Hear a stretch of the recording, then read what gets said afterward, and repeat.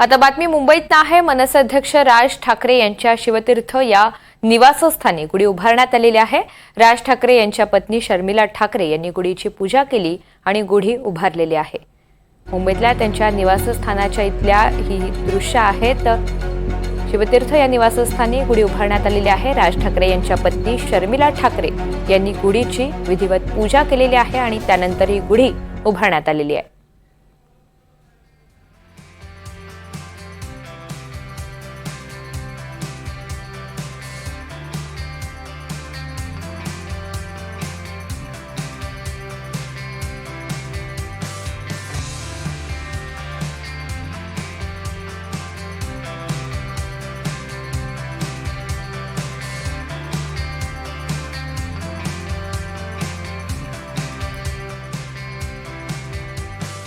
दरम्यान आज शिवाजी पार्कात मनसेचा गुढीपाडवा मेळावा पार पडणार आहे आणि त्यासाठी जोरदार तयारी करण्यात आलेली आहे। या मेळाव्यासाठी राज्यभरात मनसैनिक येणार आहेत आणि यामध्ये आज राज ठाकरे नेमकं काय बोलणार याकडे अर्थातच सगळ्यांचं लक्ष लागलेलं आहे।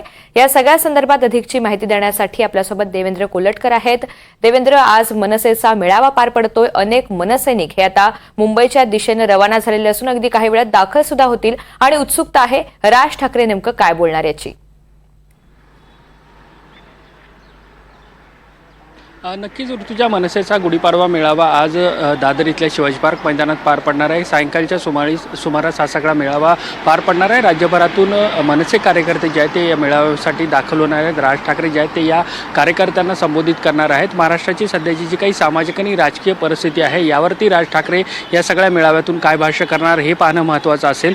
लोकसभा निवडणूक असेल किंवा विधानसभा निवडणूक असेल, खास करून विधानसभा निवडणुकीमध्ये मनसेला दारुण अपयशाचा सामना करावा लागलेला आहे। त्यामुळे आगामी ज्या स्थानिक स्वराज्य संस्थांच्या निवडणुका असतील किंवा मनसेची संघटनात्मक परिस्थिती असेल, या सगळ्या पार्श्वभूमीवर हा सगळा मेळावा महत्त्वाचा आहे आणि त्या दृष्टीने आपण बघतोय की शिवाजी पार्क परिसरामध्ये तयारी जी आहे ती पूर्ण झालेली आहे। यावेळी मी राज ठाकरे यांचं जे निवासस्थान आहे शिवतीर्थ, त्याच्या बाहेर आहे। आपण बघतो की आज गुढीपाडवा आहे, त्यानिमित्ताने मनसेचा मेळावा देखील पार पडणार आहे। त्यामुळे शिवतीर्थ हे जे राज ठाकरे यांचं निवासस्थान आहे त्याला सजावट करण्यात आलेली आहे, गुढी देखील उभारण्यात आलेली आहे आणि राज्यभरातून जे आहेत ते मनसेचे कार्यकर्ते आज शिवाजी पार्कामध्ये दाखल होणार आहेत आणि राज ठाकरे जे आहेत ते या कार्यकर्त्यांना कशा पद्धतीने मार्गदर्शन करतात आहे आणि त्याचसोबत मनसेला सातत्याने अपयशाला सामोरं जावं लागतं आहे। मनसेची जी संघटनात्मक परिस्थिती देखील फारशी चांगली नाही आहे, त्यामुळे या कार्यकर्त्यांमध्ये राज ठाकरे कशा पद्धतीने ऊर्जा भरतात आहे हे पाहणं महत्त्वाचं असेल।